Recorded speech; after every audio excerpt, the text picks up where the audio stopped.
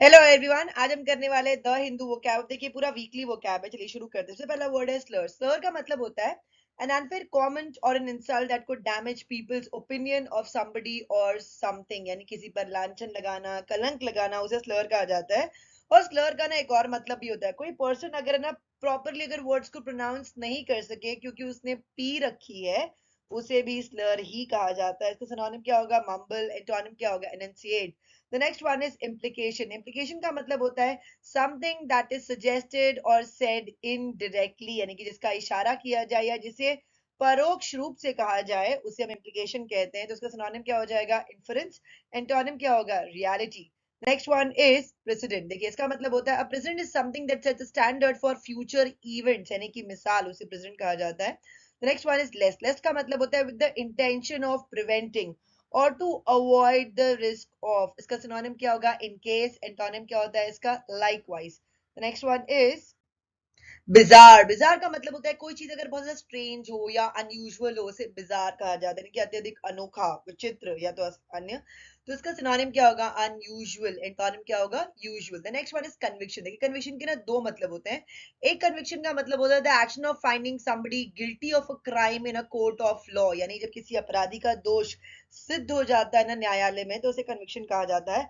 और एक कन्विक्शन का मतलब होता है अ वेरी स्ट्रॉन्ग ओपिनियन और बिलीफ, यानी कि प्रबल मत या आस्था, उसे भी कन्विक्शन ही कहा जाता है। इसका सिनोनिम क्या होगा? फेथ। एंटोनिम क्या होगा? Disbelief. The next one is defamation. Defamation का मतलब होता है किसी की मानहानि करना, किसी की निंदा करना, उसे डिफमेशन कहा जाता है। तो इसका सिनोनिम क्या होगा? विलिफिकेशन। एंटोनिम क्या होगा? Flattery. The next one is detriment. Detriment का मतलब होता है डैमेज और लॉस, यानी कि हानि। तो इसका सिनोनिम क्या होगा? हर्ट। एंटोनिम क्या होगा? Helpful. The next one is amorphous. देखिए आपने ये वर्ड ना बहुत बार साइंस में सुना होगा। तो अमोफिस का मतलब होता है किसी चीज को अगर ना डेफिनेट शेप नहीं है, फॉर्म नहीं है या स्ट्रक्चर नहीं है, यानी कि कोई चीज अगर निश्चित आकृति की नहीं है ना या अनाकार है, उसे अमोफिस कहा जाता है। तो उसका सिनोनिम क्या होगा? शेपलेस। एंटोनिम क्या होगा? Definite. The next one is construe. Construe का मतलब होता है to understand the meaning of something in a particular way, यानी किसी बात का विशेष अर्थ लगाना, उसे कहा जाता है कंस्ट्रू। तो उसका सिनोनिम क्या होगा? एक्सपाउंड। एंटोनिम क्या होगा? Obscure. The next one is quantum. Quantum का मतलब होता है well quantum refers to a general quantity or size. It is most often used in physics as a measure of the smallest amount of something, usually energy that something can possess. तो इसका plural क्या होता है? Quanta. जैसे हिंदी में हम क्या कहते हैं? मात्रा। सिनोनिम क्या होगा इसका? टोटल। एंटोनिम क्या हो जाएगा? Part. The next one is content. Content का मतलब होता है to have to deal with a problem और अ डिफिकल्ट सिचुएशन, की समस्या या मुश्किल परिस्थिति का सामना करना, उसे कंटेंट कहते हैं। और कंटेंट का ना एक और मतलब ये होता है टू से और argue that something is true, यानी कोई बात दावे से कहना, विवाद करना, उसे कंटेंट कहा जाता है। तो इसका सिनोनिम क्या होगा? कन्फ्रंट। एंटोनिम क्या होगा? Comply. The next one is फ्लैग्रेंट। फ्लैग्रेंट का मतलब होता है समथिंग दैट इज फ्लैग्रेंट ना इज बैड, सो बैड कि यू कांट इग्नोर इट, यानी कि स्तब्धकारी, शर्मनाक, उसे कहा जाता है फ्लैग्रेंट। तो इसका सिनोनिम क्या होगा? आउटरेजियस। एंटोनिम क्या होगा? Wonderful. The next one is surge. Surge का मतलब होता है किसी चीज में अगर ना एकाएक है ना अगर बहुत ज्यादा वो बढ़ जाए, तो उसे सर्ज कहा जाता है। उसका सिनोनिम क्या होगा? ग्रोथ। एंटोनिम क्या होगा? Decline. The next one is deleterious. देखिए डिलीटीरियस का मतलब होता है कोई चीज जो ना हार्मफुल हो या जो डैमेज करे किस चीज को, उसको डिलीटीरियस कहा जाता है। तो उसका सिनोनिम क्या होगा? डेट्रीमेंटल। एंटोनिम क्या होगा? Helpful. The next one is consequence. Consequence का मतलब होता है समथिंग दैट हैपेंस और follows as a result of something else, यानी कि परिणाम, उसे कॉन्सिक्वेंस कहा जाता है। तो उसका सिनोनिम क्या होगा? इफेक्ट। एंटोनिम क्या होगा? Cause. The next one is verdict. देखिए वर्डिक्ट का मतलब होता है a decision that you make और an opinion that you give after testing something और कंसीडरिंग समथिंग केयरफुल, यानी कि इस चीज को जब सोच समझ कर उसके ऊपर खूब ज्यादा डिस्कशन करने के बाद जब एक निर्णय पर आते हैं ना, तो उसे वर्डिक्ट कहा जाता है। इसे हम कहते हैं अभिमत। तो उसका सिनोनिम क्या होगा? डिसीजन। एंटोनिम क्या होगा? Accusation. The next one is unanimous. Unanimous का मतलब होता है जब एक साथ एक ग्रुप मिलकर ना एक पर्टिकुलर चीज पर अगर ना अग्री करते हैं ना, तो उसे ना यूनानिमस कहा जाता है, यानी कि ना एक मत होकर या सर्वसम्मति से। तो इसका सिनोनिम क्या होगा? अकॉर्डेंट। एंटोनिम क्या होगा? Divided. The next one is denial. Denial का मतलब होता है किस चीज का खंडन करना, उसे हम कहते हैं डिनाइल। तो सिनोनिम क्या होगा? डिसअप्रूवल। एंटोनिम क्या होगा? Approval. Next one is arbitrary. देखिए not something to be based on any reason और plan and sometime seeming unfair. अगर आपको कोई चीज सही नहीं लग रही है ना या फेयर नहीं लग रही है, बिना तर्क के लग रही है ना, तो उसे आर्बिट्ररी कहा जाता है। तो सिनोनिम क्या होगा? इरेशनल। एंटोनिम क्या होगा? Reasonable. The next one is pretext. Pretext का मतलब होता है बहाना। सिनोनिम क्या होगा? एक्सक्यूज। एंटोनिम क्या होगा? Reality. The next one is cited. Cited का मतलब होता है to mention something or use somebody's exact words as an example to support or as a proof of what you are saying, यानी कि उदाहरण या प्रमाण स्वरूप किसी बात का उल्लेख करना या किसी व्यक्ति के मूल शब्द को उद्धृत करना, उसे हम कहते हैं cited। तो इसका सिनोनिम क्या होगा? Point out. एंटोनिम क्या होगा? Conceal. The next one is substantive. देखिए सब्सटैंटिव का मतलब होता है when you talk about substantive change, इसका मतलब है कि वो change it really makes a difference. तो इसका सिनोनिम क्या होगा? सिग्निफिकेंट। एंटोनिम क्या हो जाएगा? Insignificant. The next one is alleged. Alleged का मतलब होता है क्लेम और statement that is alleged hasn't been proven yet, यानी कि आप कोई बात कह रहे हैं जो अभी तक साबित नहीं हुई है ना, उसे हमने एलिश कह दिया। तो सिनोनिम क्या होगा इसका? डाउटफुल। एंटोनिम क्या होगा? सर्टेन और sure. The next one is stance. Stance का मतलब होता है the opinion that somebody expresses publicly about something, यानी किसी विषय पर सार्वजनिक रूप से व्यक्त किसी का दृष्टिकोण, उसे stance कहा जाता है। तो इसका सिनोनिम क्या होगा? पोजीशन। एंटोनिम क्या होगा? clueless. The next one is discern. discern का मतलब होता है, देखिए जब आप किसी चीज को ना बहुत कठिनाई के साथ देख पा रहे हैं या पहचान पा रहे हैं ना, तो उसे discern कहा जाता है। तो इसका सिनोनिम क्या हो जाएगा? ascertain। एंटोनिम क्या होगा? overlook। The next one is immunity. Immunity का मतलब होता है एग्जेम्पशन और रेजिस्टेंस, यानी कि बचाव, प्रतिरक्षण, उसे हम कहते हैं इम्यूनिटी। सिनोनिम क्या होगा इसका? इम्प्यूनिटी। एंटोनिम क्या होगा? Unguarded. The next one is jurisprudence. देखिए the branch of philosophy concerned with the law and the principles that lead the courts to make the decisions they do, यानी कि धर्मशास्त्र, न्याय शास्त्र, उसे कहा जाता है jurisprudence. Next one is relevant. Relevant का मतलब होता है कोई चीज अगर इंपॉर्टेंट है, यूजफुल है, तो मतलब वो क्या हो गया? रेलेवेंट। सिनोनिम क्या होगा इसका? पर्टिनेंट। एंटोनिम क्या होगा? Irrelevant. The next one is legitimate. देखिए इसके ना दो मतलब होते हैं। कोई चीज अगर ना रीजनेबल है, एक्सेप्टेबल है, यानी कि तर्क संगत है या स्वीकार्य है ना, तो उसे लेजिटिमेट कहा जाता है। और कोई चीज अगर ना कानून अगर ना अलाउ कर रहा है, यानी कि अलाउड बाय द लॉ, उसे भी हम लेजिटिमेट ही कहते हैं। तो सिनोनिम क्या हो जाएगा? लॉफुल। एंटोनिम क्या होगा? Illegitimate. The next one is blanket immunity. इसका मतलब होता है complete immunity. Completely protects a witness from future prosecution for crimes related to his और हर टेस्टिमनी, यानी कि गवाह को उसकी गवाही से संबंधित अपराधों के लिए भावी अभियोग से पूरी तरह से बचाता है। The next one is amicus curiae. देखिए इसका मतलब कि क्या होता है एक्चुअली ना, ये एक लैटिन फ्रेज है। इसका मतलब होगा literally friend of the court, यानी कि अदालत का दोस्त। इसको ना और अच्छे समझ देखिए क्या लिखा है?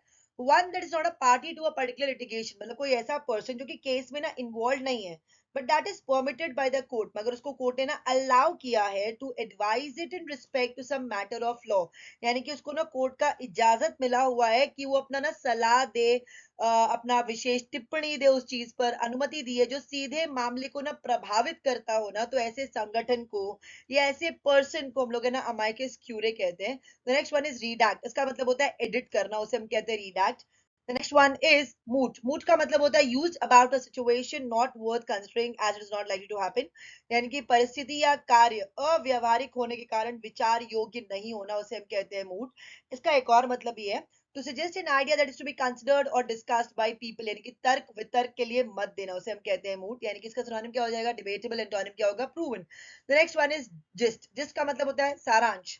The next word is एम्फैटिक। एम्फैटिक का मतलब होता है जब किसी चीज को ना बहुत स्ट्रांगली बोलते हैं ना, तो उसे हमें ना एम्फैटिक कहते हैं। इसका सिनोनिम क्या होगा? फोर्सफुल। एंटोनिम क्या होगा? Ineffective. The next one is repo rate. देखिए रेपो रेट का मतलब होता है the rate at which the Reserve Bank of India lends money to commercial banks or financial institutions in India against government security, यानी कि ना वह दर जिस पर आरबीआई यानी कि हमारा सेंट्रल बैंक अन्य कमर्शियल बैंकों को पैसा उधार देता है ना, उसे हम कहते हैं repo rate. The next one is align. Align का मतलब होता है to say that you support the opinion of a particular group, country etcetera, यानी किसी दल, देश आदि के विचारों का समर्थन करना, उसे हम कहते हैं align. The next one is mandate. Mandate का मतलब होता है the power that is officially given to a group of people to do something, especially after they have won an election, यानी कि अधिदेश, उसे कहा जाता है mandate। इसका सिनोनिम क्या होगा? डिक्री। एंटोनिम क्या होगा? Breach. The next one is turmoil. Turmoil का मतलब होता है state of great noise और confusion, की शोरगुल या खलबली या अनिश्चितता की स्थिति, उसे कहा जाता है turmoil। तो सिनोनिम क्या होगा इसका? disturbance। एंटोनिम क्या होगा? peace। The next one is volatility। देखिए the trait of being excitable and unpredictable, यानी कि चंचलता, अस्थिरता, उसे कहा जाता है volatility। सिनोनिम क्या होगा इसका? fickleness। एंटोनिम क्या होगा? practicality। The next one is assertion. Assertion का मतलब होता है statement that you strongly believe that something is true, यानी कि दृढ़ कथन, उसे कहा जाता है assertion. इसका एक और मतलब भी है the action of showing, using or stating something strongly, यानी कि दृढ़ता पूर्ण व्यवहार, उसे भी कहा जाता है assertion. Synonym क्या होगा इसका? affirmation. Antonym क्या होगा? denial. The next one is momentum. Momentum का मतलब होता है the ability to keep increasing और developing the force that make something move faster and faster, की वृद्धि या विकास की गतिशीलता या निरंतरता, उसे कहा जाता है मोमेंटम. सिनोनिम क्या होगा इसका? इंसेंटिव. एंटोनिम क्या होगा? Disincentive. The next one is resilient. देखिए रेजिलिएंट का मतलब होता है किसी पर्सन को अगर कोई रोग हो जाए, कोई अगर आघात लग जाए, कोई अगर परिवर्तन आ जाए ना, तो उस सबको ना झेलने का जो समर्थ होता है ना, उसे हम कहते हैं रेजिलिएंट. तो सिनोनिम इसका क्या होगा? Quick to recover. एंटोनिम क्या होगा? Weak. The next one is spectre. Spectre का मतलब होता है कि आपको फील हो रहा है कि फ्यूचर में ना कुछ ना गंदा होने वाला है, तो हमें लगता है ना कोई प्रॉब्लम अगर आने वाला होता है तो उसकी आशंका पहले से होती है, तो उसे स्पेक्टर कहा जाता है. सिनोनिम क्या हो जाएगा इसका? फैंटम. एंटोनिम क्या हो जाएगा? Reality. The next one is deficient. Deficient का मतलब होता है किसी वस्तु का अभाव होना, उसे हम कहते हैं डेफिशिएंट. सिनोनिम क्या होगा इसका? लैकिंग. एंटोनिम क्या होगा? Sufficient. The next one is crude. Crude के देखिए दो मतलब होते हैं. एक क्रूड का मतलब होता है simple and basic without much detail और स्किल, यानी कि सरल और बुनियादी. और एक क्रूड का मतलब होता है its natural state before it has been treated with chemicals, यानी कि अपने प्रकृत रूप में. सिनोनिम क्या होगा इसका? कोर्स. एंटोनिम क्या होगा? Smooth. The next one is barrel. देखिए बैरल के ना दो मतलब होते हैं. एक बैरल का मतलब होता है लार्ज राउंड वुडन प्लास्टिक और metal container for liquid that has a flat top and bottom and is wider in the middle, यानी कि द्रव पदार्थ रखने का प्लास्टिक. और एक बैरल का मतलब होता है ये एक यूनिट होता है of measurement in the oil industry equal to approximately 159 litres, यानी कि तेल उद्योग में प्रचलित लगभग 159 लीटर की एक माप इकाई, उसे भी बैरल ही कहा जाता है. The next one is unabated. इसका मतलब होता है विदाउट बिकमिंग वीकर, यानी कि बिना कमजोर हुए. सिनोनिम क्या होगा इसका? सस्टेन. एंटोनिम क्या होगा? Ending. The next one is recession. Recession का मतलब क्या होता है? मंदी का दौर, उसे हम कहते हैं recession.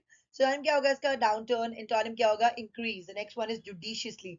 when you do something judiciously, you use common sense or good judgment, यानी कि ना विवेकपूर्ण होना, उसे हम कहते हैं judicious. सिनोनिम क्या होगा इसका? sensibly. एंटोनिम क्या होगा? thoughtlessly. The next one is प्रोग्नोस्टिकेशन. इसका मतलब होता है प्रिडिक्शन अबाउट द फ्यूचर, इनकी पूर्व सूचना. सिनोनिम क्या होगा इसका? प्रिडिक्शन. एंटोनिम क्या होगा? Proof. The next one is core. Core का मतलब होता है किस चीज का सेंट्रल या मोस्ट इंपॉर्टेंट पार्ट, उसे कोर कहा जाता है, किसी का केंद्रीय या सबसे महत्वपूर्ण अंश. सिनोनिम क्या होगा इसका? इंपॉर्टेंट. एंटोनिम क्या होगा? Insignificant. The next one is emanate. Emanate का मतलब होता है टू प्रोड्यूस और शो समथिंग, यानी कि उत्पन्न करना या प्रदर्शित करना, उसे हम कहते हैं इमैनेट. सिनोनिम क्या होगा इसका? रेडिएट. एंटोनिम क्या होगा? Conceal. The next one is beset. beset का मतलब होता है टू अफेक्ट somebody और something in a bad way, यानी कि बुरा या हानिकारक प्रभाव किसी पर डालना, उसे हम कहते हैं beset. सिनोनिम क्या होगा इसका? afflict. एंटोनिम क्या होगा? surrender. The next one is पितीली. पितीली का मतलब होता है a pithy phrase or statement is brief but full of substance and meaning. Synonym क्या होगा इसका? brief. एंटोनिम क्या होगा? wordily. The next one is amid. amid का मतलब होता है in the middle of और among, यानी कि बीच में या मध्य, उसे कहा जाता है amid. सिनोनिम क्या होगा? Surrounded by. और एंटोनिम क्या होगा? Separate. That's it. Thank you.